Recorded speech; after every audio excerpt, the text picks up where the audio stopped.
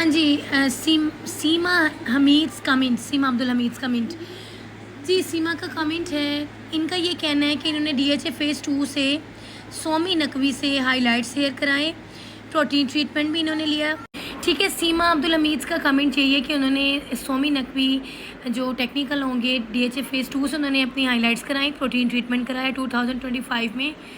उसके बाद उनके हेयर ड्राई और रफ़ हो गए, कोकोनट ऑयल भी यूज़ करती हैं, शैम्पू सनसिल्क यूज़ कर रही हैं गोल्डन, और इसके अलावा कंडीशनर लगा रही हैं, बट इनके रफ़ और ड्राई हो रहे हैं। कोई आफ्टर केयर बता दें, ठीक है। सो सीमा अब्दुल हमीद का हम ये मसला जो है इसको सॉल्व करते हैं, आपको बताते हैं। सो देखें, ये जो सीमा ने इशू बताया है ये एक बहुत कॉमन इशू है। ये हाइलाइट्स के बाद बाल रफ़ ड्राई डैमेज हो जाते हैं, क्योंकि ब्लीच जो है ये बालों से नेचुरल ऑयल्स, प्रोटीन्स, मॉइस्चराइज़र सब कुछ निकाल देती है। नो डाउट यहाँ स्टेप बाय स्टेप मैं बेस्ट आफ्टर केयर रूटीन आपको दे रही हूँ, जो कि आपके बालों को सिल्की, स्मूथ और हेल्दी बनाएगी। सो इसको आप लाजमी कीजिएगा।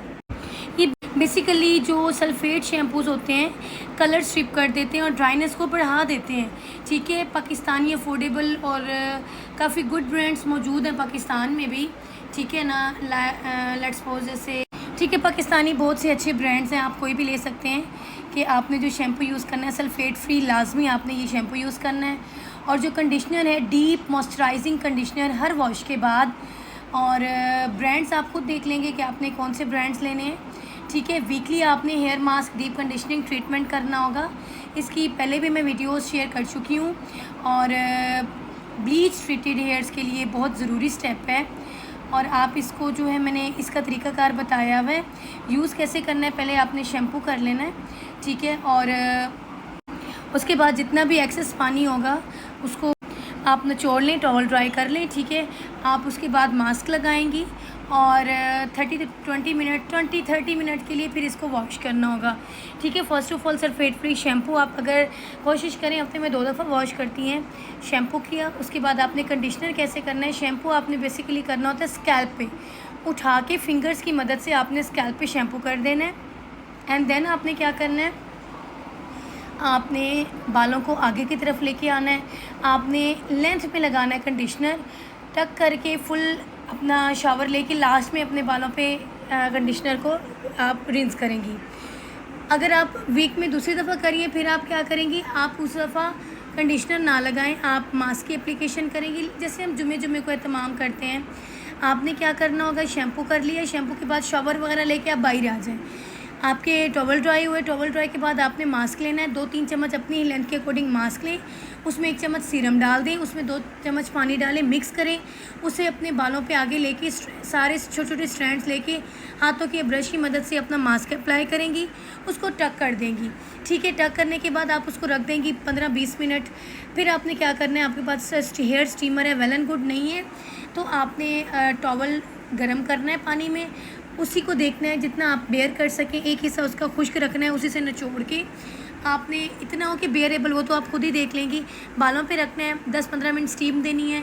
फिर आपने उसे हटाना है, जब आपको पता हो कि आपके बाल अब ठंडे हो गए हैं, फिर आपने अच्छे से आगे की तरफ लेके स्ट्रैंड पे भी अच्छे से उनको मल्सीफाई करना है, और रूट्स में भी मसाज करना है, ब्लड सर्कुलेट करना है, और अच्छे से मसाज अपने सर को दे देना है, ठीक है। उसके बाद इसे आपने रिंस करना है, उसके बाद वॉशिंग कुछ नहीं करना, no shampoo conditioner nothing, just आपने रिंस करना है, ठीक हो गया। स्टेप 3 आपका जो हो गया वो हो गया आपका डीप कंडीशनिंग ट्रीटमेंट, ठीक है। फिर आप यूज़ करेंगे लीव इन कंडीशनर और सीरम, ये ड्राइनेस कंट्रोल करेगा। वॉश के बाद हेयर सीरम या लीव इन कंडीशनर लगाएं, ठीक है। पाकिस्तानी भी बहुत अच्छे ब्रांड्स बहुत अच्छे ब्रांड्स हैं, को नेचुरल भी अच्छा है, ठीक है ना।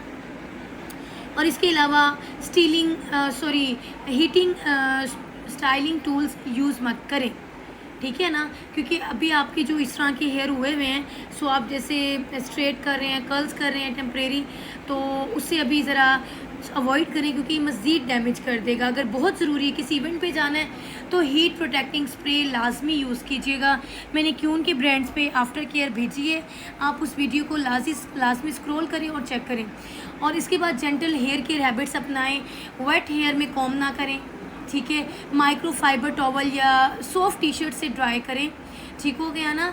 हेयर टाइट ना बांधें, बहुत सख्ती से बांध देते हैं। वुडन कॉम्स यूज़ करें, अच्छे वुडन कॉम्स, ब्लड सर्कुलेट हो आपका, ठीक है, दूसरों के कॉम ज़्यादातर यूज़ ना करें। और एक चीज़ याद रखिएगा, कंसिस्टेंसी इज़ द की। ये 4 से 6 हफ्ते रूटीन आप इसको करें, इंशाल्लाह नोटिसेबल डिफरेंस आपको महसूस होगा। अगर बाल बहुत ज़्यादा डैमेज हैं तो आप फिर सैलून में जाके प्रोटीन ट्रीटमेंट लें, बोटॉक्स वगैरह लें, नैनोप्लास्टी ये भी ले सकते हैं। होम केयर मस्ट है ताकि आपके रिज़ल्ट जो हैं वो बरकरार रहें। ठीक हो गया। अगर मज़ीद आपको कुछ पूछना हो, डुआ comment. Thank you so much. अच्छा सीमा, एक चीज़ मैं आपको पहले बता दूं, देखें आप, मुझे समझ ये नहीं आ रही कि क्या सैलून में जब आप ट्रीटमेंट करा के आई हैं हाइलाइट्स, तो क्या उन्होंने आपको आफ्टर केयर नहीं बताई? बड़े सोचने का मकाम है कि ऐसे कैसे हो सकता है कि आप जब किसी अच्छे इंस्टीट्यूट से, किसी अच्छे सैलून से आप काम करा रही हैं और वो आपको आफ्टर केयर नहीं बता रहे।